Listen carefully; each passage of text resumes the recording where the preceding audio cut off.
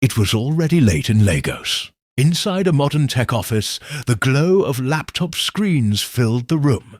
A few people sat quietly behind long desks, working through the night.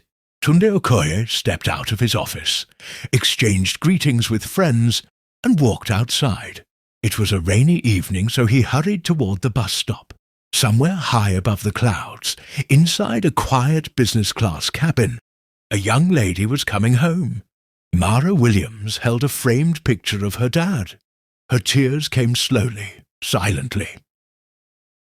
She wished she had called more, forgiven sooner, returned home before it was too late. Later that day, she got to her mother's house. There were visitors everywhere. Mara sat beside her mother as they comforted each other. Around them, elderly women filled the room, murmuring softly, comfortingly. Mara hugged her mum and picked up her handbag and stepped outside. It was raining. The rain soaked her braids and clothes, while she tried to order a ride without success. Nearby, Tunde, holding a black umbrella, noticed her. He gently raised his umbrella toward her. "Can we share?" Mara looked up, surprised, then nodded. They stood close under the umbrella, strangers, yet suddenly connected by circumstance. They started talking. Tunde mentioned his many ride cancellations. Mara laughed softly for the first time that night. They discovered they were headed in the same direction. A yellow taxi suddenly pulled up through the rain. Mara rushed forward and stopped it. Before she could turn, Mara was shocked. Tunde opened the door and climbed in. From inside the cab, Tunde smiled and invited her in. She hesitated, but the rain was relentless. She got into the taxi. They sat slightly apart, stealing brief glances at each other. The taxi stopped in front of Mara's apartment building. She stepped out and turned back.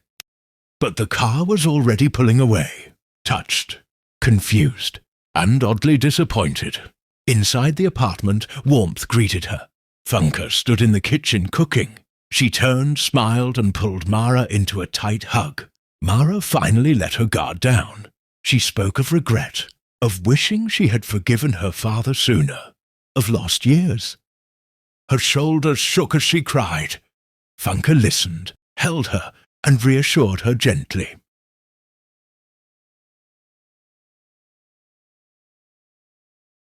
Across the city, a taxi pulled into a luxurious duplex. Tunde stepped out, greeted by his gateman. Inside his living room, he sank into a white sofa, thinking. Then he got up and walked towards the windows. His mind drifted back to the taxi ride, to the woman whose name he did not know, and whose number he did not have. He shook his head lightly. Did it all end here? Or was destiny waiting ahead?